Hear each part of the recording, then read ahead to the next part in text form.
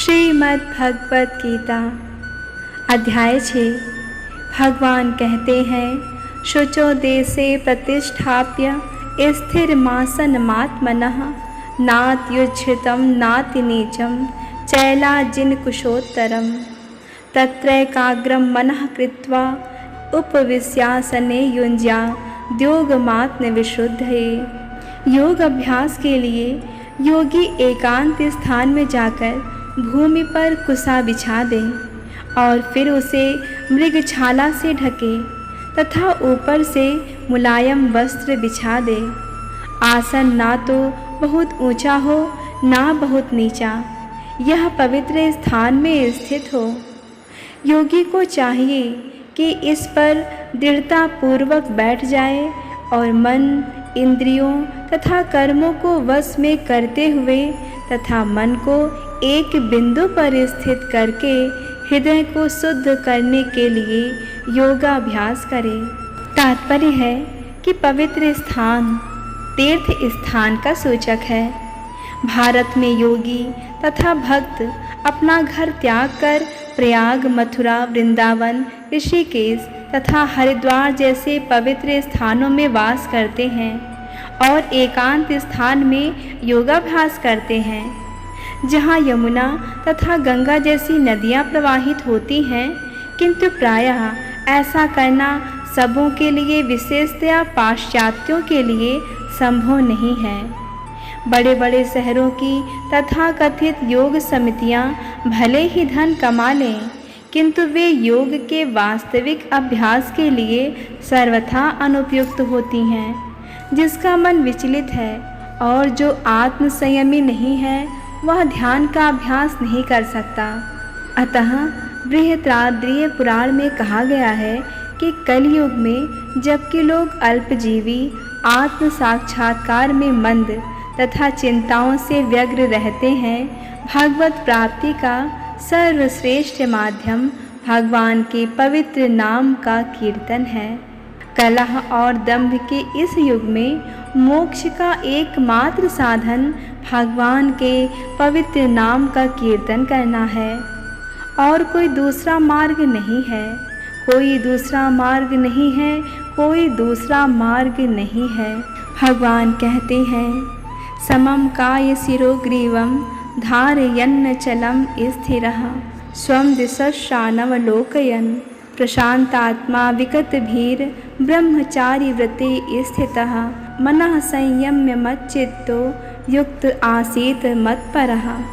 योगाभ्यास करने वाले को चाहिए कि वह अपने शरीर, गर्दन तथा सिर को सीधा रखे और नाक के अगले सिरे पर दृष्टि लगाए। इस प्रकार वह अविचलित तथा दमित मन से, भय रहित विषयी जीवन से पूर्णतया मुक्त होकर अपने हृदय में मेरा चिंतन करे और मुझे ही अपना चरम लक्ष्य बनाए। भगवान का तात्पर्य है कि जीवन का उद्देश्य कृष्ण को जानना है और जो प्रत्येक जीव के हृदय में चतुर्भुज परमात्मा रूप में स्थित हैं। योगाभ्यास का प्रयोजन विष्णु के इसी अंतर्यामी रूप की खोज करने तथा देखने के अतिरिक्त और कुछ नहीं है। अंतर्यामी विष्णु मूर्ति प्रत्येक व्यक्ति के हृदय में निवास करने वाले कृष्ण का स्वांश रूप है। जो इस विष्णु मूर्ति की अनुभूति करने के अतिरिक्त किसी अन्य कपट योग में लगा रहता है, वह निस्संदेह अपने समय का अपव्यय करता है। कृष्ण ही जीवन के परम लक्ष्य हैं और प्रत्येक हृदय में स्थित विष्णु मूर्ति ही योगाभ्यास का लक्ष्य है। हृदय के भीतर इस विष्णु मूर्ति की अनुभूति प्राप्त करने के लिए ब्रह्मचर्य व्रत अनिवार्य है। अतः मनुष्य को चाहिए कि घर छोड़ दे और किसी एकांत स्थान में बताई गई विधि से आसीन होकर रहे। नित्य प्रति घर में या अन्यत्र मैथुन भोग करते हुए और तथाकथित योग की कक्षा में जाने मात्र से कोई योगी नहीं हो जाता।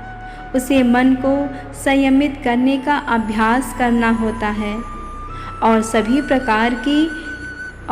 प्रकार की इंद्रिय तृप्ति से, जिसमें मैथुन जीवन मुख्य है, बचना होता है।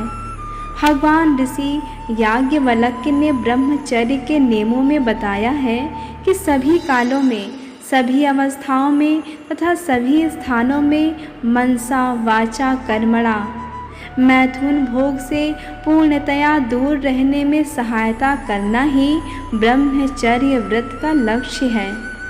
मैथुन में प्रवृत्त रहकर योगाभ्यास नहीं किया जा सकता। इसीलिए बचपन से जब मैथुन का कोई ज्ञान भी नहीं होता, ब्रह्मचर्य की शिक्षा दी जाती है। 5 वर्ष की आयु में बच्चों को गुरुकुल भेजा जाता है, जहाँ गुरु उन्हें ब्रह्मचारी बनने के दृढ़ नियमों की शिक्षा देता है। ऐसे अभ्यास के बिना किसी भी योग में उन्नति नहीं की जा सकती, चाहे वह ध्यान हो या कि ज्ञान या भक्ति। किंतु जो व्यक्ति विवाहित जीवन के विधि विधानों का पालन करता है और अपनी ही पत्नी से मैथुन संबंध रखता है, वह भी ब्रह्मचारी कहलाता है।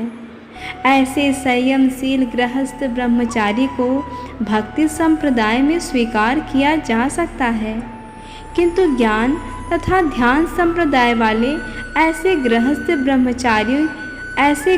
ब्रह्मचारी को भी प्रवेश नहीं देते।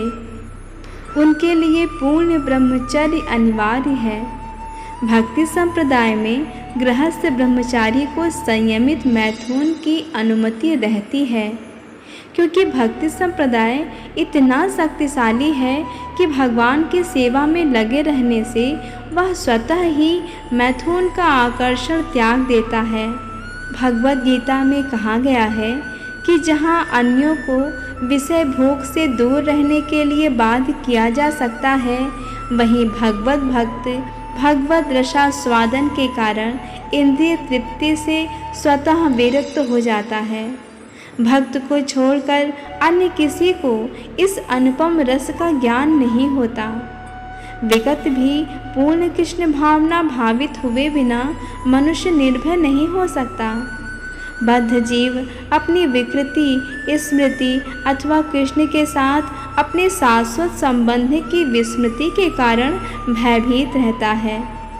भागवत का कथन है, कृष्ण भावना भावित व्यक्ति ही योग का पूर्ण अभ्यास कर सकता है, और चूँकि योगाभ्यास का चरम लक्ष्य अंतःकरण में भगवान का दर्शन पाना है, अतः कृष्ण भावना भावित व्यक्ति पहले ही समस्त योगियों में श्रेष्ठ होता है। यहाँ पर वर्णित योग विधि के नियम तथा कथित लोकप्रिय योग सम्मतियों से भिन्न हैं। भगवान कहते हैं, योञ्जन्येवं सदात्मानं योगी नियतमानसः शांति निर्वाण परमां मत्संस्थामधिगच्छति। इस प्रकार शरीर, मन तथा कर्म में निरंतर संयम का अभ्यास करते हुए संयमित मन वाले योगी को इस भौतिक अस्तित्व की समाप्ति पर भगवत धाम की प्राप्ति हो जाती है। तात्पर्य है कि जब योगाभ्यास के चरम लक्ष्य का स्पष्टीकरण किया जा रहा है, तात्पर्य है कि अब योगाभ्यास के चरम लक्ष्य का स्पष्टीकरण किया जा रहा है। योगाभ्यास किसी भौतिक सुविधा की प्राप्ति के लिए नहीं किया जाता। इसका उद्देश्य तो भौतिक संसार से विरक्ति प्राप्त करना है। जो कोई इसके द्वारा स्वास्थ्य लाभ चाहता है या भौतिक सिद्धि प्राप्त करने का इच्छुक होता है, वह भगवद गीता के अनुसार योगी नहीं है। ना ही भौतिक अस्तित्व की समाप्ति का अर्थ शून्य में प्रवेश है, क्योंकि यह कपोल कल्पना है। भगवान की सृष्टि में कहीं भी शून्य नहीं है। उल्टे भौतिक अस्तित्व की समाप्ति से मनुष्य भगवत धाम में प्रवेश करता है। भगवद गीता में भगवत धाम का भी स्पष्टीकरण किया गया है कि यह वह स्थान है जहाँ न सूर्य की आवश्यकता, न चांद, न बिजली की। आध्यात्मिक राज्य के सारे लोग उसी प्रकार से स्वतः प्रकाशित हैं जिस प्रकार सूर्य द्वारा यह भौतिक आकाश। वैसे तो भगवत धाम सर्वत्र है, किंतु चिन्मय व्योम तथा उसके लोगों को ही परम धाम कहा जाता है। एक पूर्ण योगी जिसे भगवान कृष्ण का पूर्ण ज्ञान है, जैसा कि यहाँ पर भगवान ने स्वयं कहा है कि वास्तविक शांति प्राप्त कर सकता है और अंततो गत्वा कृष्णलोक या गोलोक वृंदावन को प्राप्त होता है।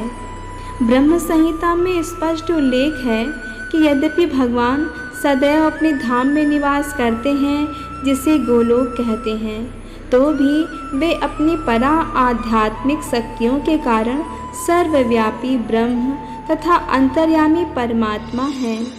कोई भी कृष्ण तथा विष्णु रूप में उनके पूर्ण विस्तार को सही सही जाने बिना वैकुंठ में या भगवान के नित्य धाम गोलोक वृंदावन में प्रवेश नहीं कर सकता।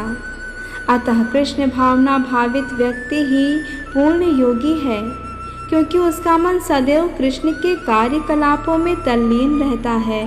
वेदों में भी हम पाते हैं कि केवल भगवान कृष्ण को जानने पर जन्म तथा मृत्यु के पथ को जीता जा सकता है।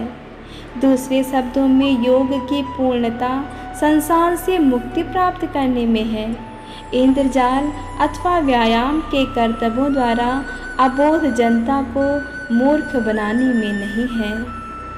हरे कृष्ण कृष्ण कृष्ण हरे हरे, हरे राम राम राम हरे हरे।